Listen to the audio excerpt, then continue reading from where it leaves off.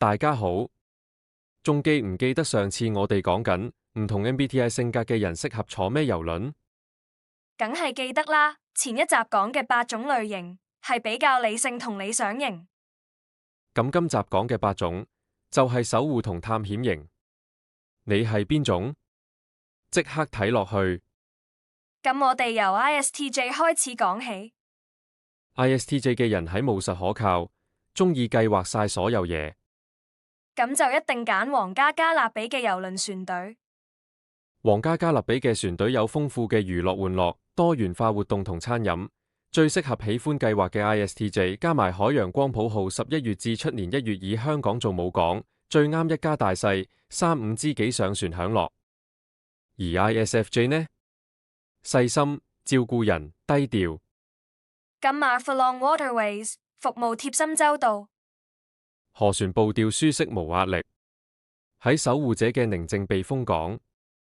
而 ESTJ 類型係果斷、高效率，中意主導。所以 Ritz-Carlton Yacht Collection 一聽個名就知啱晒佢哋，穩定奢華，信心保證。佢哋嚟緊會大力拓展亞太市場，開多幾條深度探索東方嘅奢華航線，啱晒高效管理者嘅你，真心型。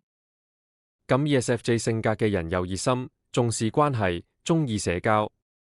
咁一定要坐船上氣氛超親切嘅 Viva River Cruises。Viva Cruises 船細人少，100至200人，好易結交新朋友。經典萊茵河、多瑙河航線，途經維也納、布達佩斯、布拉提斯拉雅等靚景，仲有航線去荷蘭睇花展，真係超值。好，轉去 SP 組 ISTP 冒險，動手做，靈活應變。咁佢哋就最啱坐公主郵輪，由於航線多選擇，方便你靈活運用。係啊，尤其公主郵輪最iconic嘅航線一定係阿拉斯加。坐喺郵輪上睇冰川、鯨魚，日夜靚到唔捨得眨眼，冒險得嚟又穩陣，完全係靈活冒險家嘅安心後盾。而 ISFP 藝術家氣質，中意美學。咁一定係最講究船上藝術品同設計細節嘅 Explorer Journeys 就最襯佢哋。